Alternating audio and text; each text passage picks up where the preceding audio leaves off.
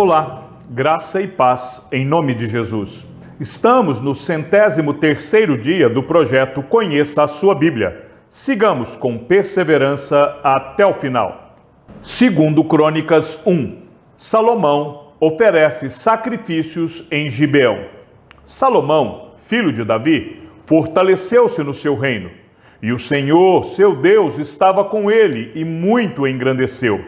Salomão falou a todo Israel, aos capitães de 1000 e aos de 100, aos juízes e a todos os chefes em todo Israel, cabeças de famílias, e foi com toda a congregação ao lugar alto que estava em Gibeão, porque ali estava a tenda do encontro de Deus, que Moisés, servo do Senhor, tinha feito no deserto. Quanto à arca de Deus, Davi a tinha trazido de Quiriate-Jearim, para o lugar que lhe havia preparado, porque tinha armado uma tenda para a arca em Jerusalém. Mas o altar de bronze, que havia sido feito por Bezalel, filho de Uri, filho de Ur, estava ali, diante do tabernáculo do Senhor. E Salomão e a congregação consultaram o Senhor. Salomão ofereceu ali sacrifícios diante do Senhor, sobre o altar de bronze, que estava na tenda do encontro, e ofereceu sobre ele 1000 holocaustos. Salomão pede a Deus sabedoria. Naquela mesma noite, Deus apareceu a Salomão e lhe disse: peça o que você quer que eu lhe dê. Salomão respondeu: foste muito bondoso com Davi, meu pai, e me fizeste reinar em seu lugar. E agora, ó Senhor Deus, cumpra-se a tua promessa feita a Davi, meu pai, porque tu me constituíste rei sobre um povo numeroso como o pó da terra. Dá-me agora sabedoria e conhecimento, para que eu saiba conduzir-me à frente deste povo, pois quem seria capaz de governar este grande povo? Deus disse a Salomão: visto que foi este o desejo do seu coração, e você não pediu riquezas, bens ou honras, nem a morte dos seus inimigos, nem tampouco pediu longevidade, mas sabedoria e conhecimento para poder governar o meu povo, sobre o qual o constituí rei, sabedoria e conhecimento lhe serão dados. E lhe darei também riquezas, bens e honras, como nenhum rei antes de você teve, nem nenhum rei depois de você terá. Salomão voltou para Jerusalém, da sua ida ao lugar alto que ficava em Gibeão, de diante da tenda do encontro, e reinou sobre Israel. As riquezas de Salomão. Salomão ajuntou carros de guerra e cavaleiros. Tinha 1.400 carros de guerra e 12.000 cavaleiros, que colocou nas cidades onde mantinha os carros, e deixando uma parte junto ao rei, em Jerusalém. O rei fez com que em Jerusalém a prata e o ouro fossem tão comuns como as pedras, e os cedros fossem tão numerosos como os sicômoros que estão na Cefelá.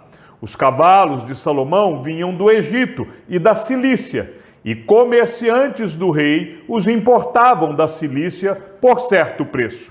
Importava-se do Egito um carro de guerra por 600 moedas de prata, e um cavalo por 150, nas mesmas condições. As caravanas os traziam e os exportavam para todos os reis dos heteus e para os reis da Síria. Segundo Crônicas 2, Salomão faz aliança com Irão. Salomão resolveu edificar o templo ao nome do Senhor, bem como um palácio para o seu reino. Salomão designou 70.000 homens para levarem as cargas, 80.000 para talharem pedras nas montanhas e 3.600 para dirigirem a obra. Salomão mandou dizer a Irão, rei de Tiro: como você fez com Davi, meu pai, e lhe mandou cedros para edificar o palácio em que morasse, assim também faça comigo. Eis que estou para edificar um templo ao nome do Senhor, meu Deus, para consagrá-lo a ele, queimar diante dele incenso aromático e lhe apresentar o pão contínuo da proposição, e os holocaustos da manhã e da tarde, nos sábados, nas festas da lua nova e nas festividades do Senhor nosso Deus. Esta é uma obrigação perpétua para Israel. O templo que edificarei será grande, porque o nosso Deus é maior do que todos os deuses. No entanto, quem seria capaz de lhe edificar um templo, visto que os céus e até o céu dos céus não o podem conter? E quem sou eu para lhe edificar um templo, a não ser para queimar incenso diante dele? Portanto, mande-me agora um homem que saiba trabalhar em ouro, em prata, em bronze, em ferro, em obras de púrpura, de carmesim e de pano azul, que saiba fazer obras de entalhe juntamente com os peritos que estão comigo em Judá e em Jerusalém, os quais Davi, meu pai, contratou. Mande-me também madeira de cedros, ciprestes e sândalo do Líbano, porque bem sei que os seus servos sabem cortar madeira no Líbano. Eis que os meus servos estarão com os seus servos para me prepararem muita madeira, porque o templo que edificarei será grande e maravilhoso.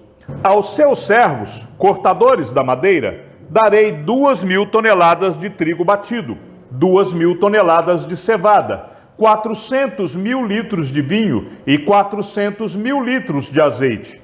Irão, rei de Tiro, respondeu por uma carta que enviou a Salomão, dizendo: o Senhor Deus ama o seu povo, e por isso ele o constituiu rei sobre esse povo. Irão também disse: bendito seja o Senhor, Deus de Israel, que fez os céus e a terra, que deu ao rei Davi um filho sábio, dotado de prudência e entendimento, que edifique um templo ao Senhor e um palácio para o seu próprio reino. E agora vou enviar um homem sábio, de grande entendimento, a saber, Irão-Abi, filho de uma mulher das filhas de Dan, e cujo pai era da cidade de Tiro. Ele sabe trabalhar em ouro, em prata, em bronze, em ferro, em pedras e em madeira, em obras de púrpura, de pano azul e de linho fino, e em obras de carmesim. É hábil para toda obra de entalhe e para elaborar qualquer plano que lhe for apresentado, juntamente com os seus peritos e os peritos de Davi, meu senhor, seu pai.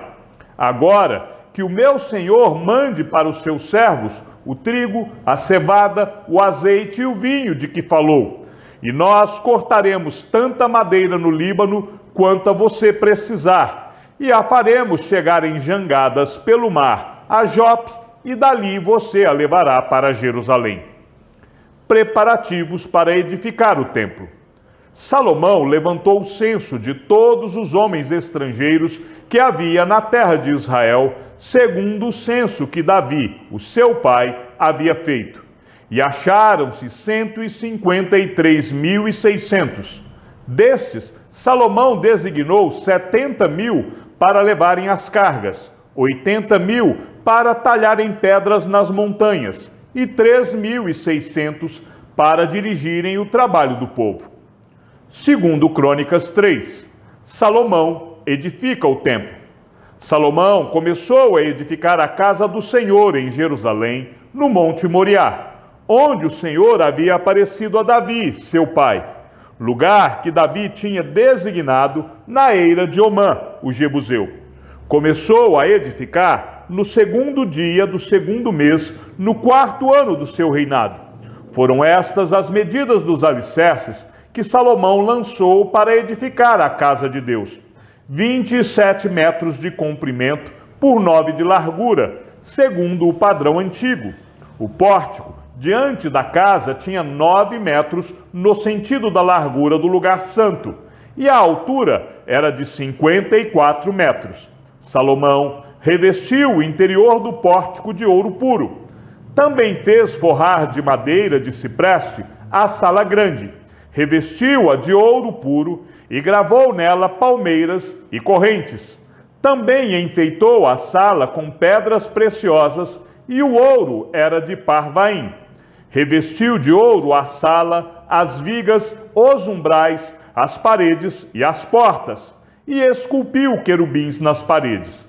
Fez o Santo dos Santos, cujo comprimento era de 9 metros, segundo a largura da sala grande, e a largura também era de 9 metros. Revestiu o seu interior com 20 toneladas de ouro puro. O peso dos pregos era de 600 gramas de ouro. Também revestiu de ouro os cenáculos. Os 2 querubins. No Santo dos Santos, Salomão fez 2 querubins de madeira e os revestiu de ouro. As asas estendidas dos querubins mediam juntas 4,5 metros.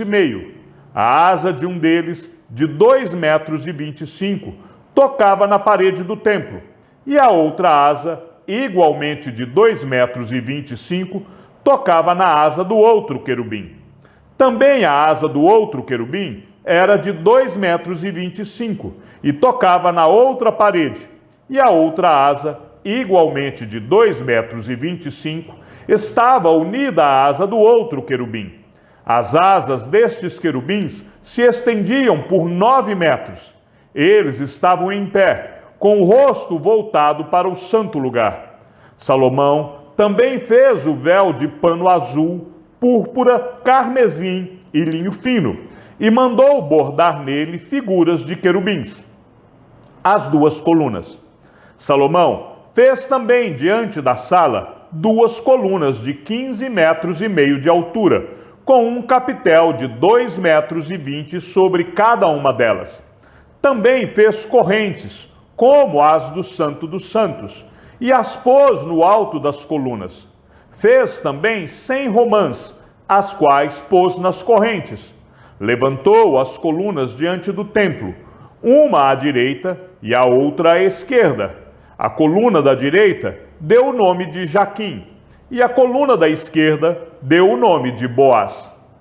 Segundo Crônicas 4, o mar de fundição. Salomão também fez um altar de bronze de 9 metros de comprimento, 9 metros de largura e 4,5 metros de altura. Fez também o mar de fundição, redondo, de 4,5 metros de uma borda até a outra borda, e de 2,20 metros de altura. E a medida da circunferência correspondia a um fio de 13,5 metros. Por baixo da sua borda, ao redor, havia figuras de touros, 10 a cada meio metro. Estavam em 2 fileiras e foram fundidas quando se fundiu o mar de fundição. O mar de fundição se apoiava sobre 12 touros de bronze. 3 olhavam para o norte, 3 para o oeste, 3 para o sul e 3 para o leste. O mar de fundição se apoiava sobre eles, cujas partes posteriores convergiam para dentro. A grossura das paredes deste mar era de 4 dedos, e a sua borda, como borda de copo, era como uma flor de lírio. Nele cabiam cerca de 60.000 litros. Outros utensílios para o templo. Também fez 10 pias, e pôs 5 à direita e 5 à esquerda. Nelas era lavado tudo que se usava nos holocaustos. O mar de fundição, porém, era para que os sacerdotes se lavassem nele.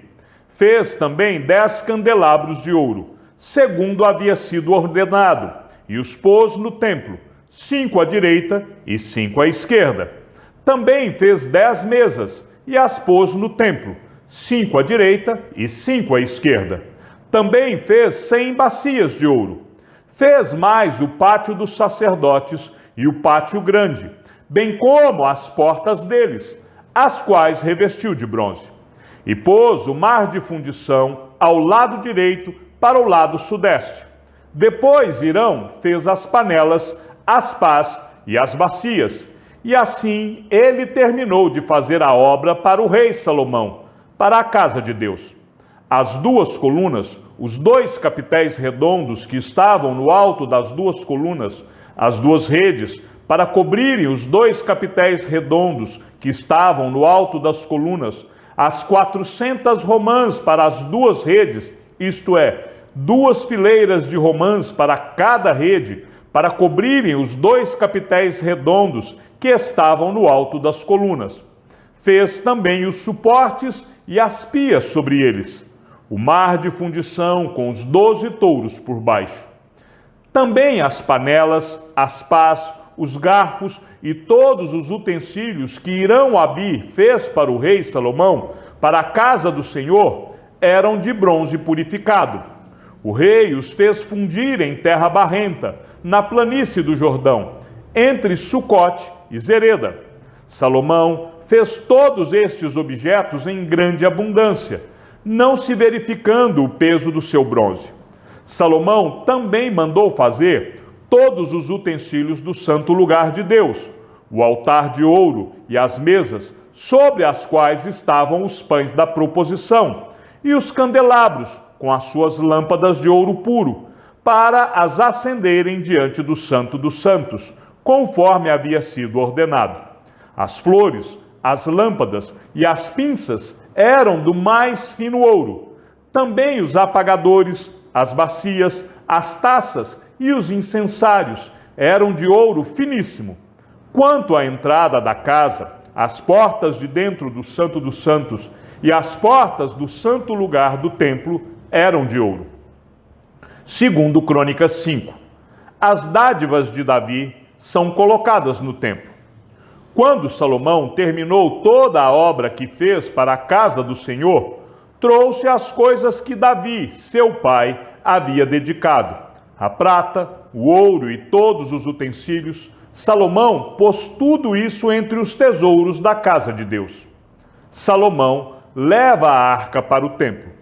Então Salomão congregou os anciãos de Israel e todos os chefes das tribos, os chefes das famílias dos israelitas em Jerusalém, para levarem a arca da aliança do Senhor, da cidade de Davi, que é Sião, para o templo. Todos os homens de Israel se congregaram junto ao rei na ocasião da festa, que foi no 7º mês. Quando todos os anciãos de Israel chegaram, os levitas pegaram a arca do Senhor e a levaram para cima, com a tenda do encontro e com os utensílios sagrados que nela havia. Os levitas sacerdotes é que levaram tudo isso para o templo. O rei Salomão e toda a congregação de Israel, que se havia reunido diante dele, estavam todos diante da arca, sacrificando ovelhas e bois, que de tão numerosos não se podiam contar. Os sacerdotes puseram a arca da aliança do Senhor no seu lugar, no santuário mais interior do templo, que é o Santo dos Santos, debaixo das asas dos querubins. Pois os querubins estendiam as asas sobre o lugar da arca e, do alto, cobriam a arca e os seus cabos. Os cabos sobressaíam tanto que suas pontas eram vistas do santo lugar, diante do Santo dos Santos, porém de fora não podiam ser vistos. E ali estão até o dia de hoje. Nada havia na arca, a não ser as 2 tábuas que Moisés havia colocado ali em Horebe, quando o Senhor fez aliança com os filhos de Israel ao saírem do Egito. Quando os sacerdotes saíram do santuário, porque todos os sacerdotes que estavam presentes se santificaram, sem respeitarem os seus turnos.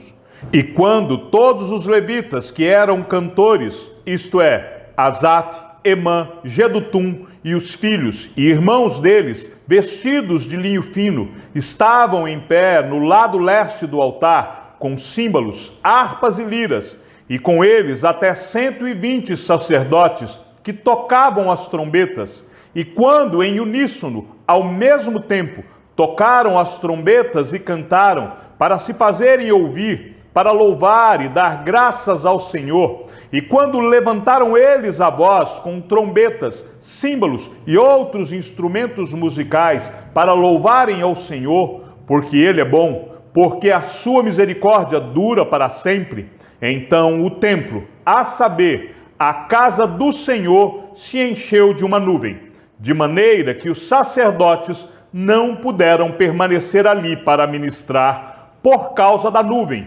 porque a glória do Senhor encheu a casa de Deus. Chegamos ao fim da leitura de nosso 103º dia. Sigamos juntos até o final. Que o Senhor seja com o teu espírito e que a graça seja com todos os que amam sinceramente a nosso Senhor Jesus Cristo. E ao Deus único e sábio seja dada toda a glória e que a sua vida seja sempre para mais em Cristo Jesus. E não se esqueça, aquele que ouve a palavra e também a coloca em prática é bem-aventurado no que realiza. Um abraço e até amanhã, se assim o Senhor nos permitir.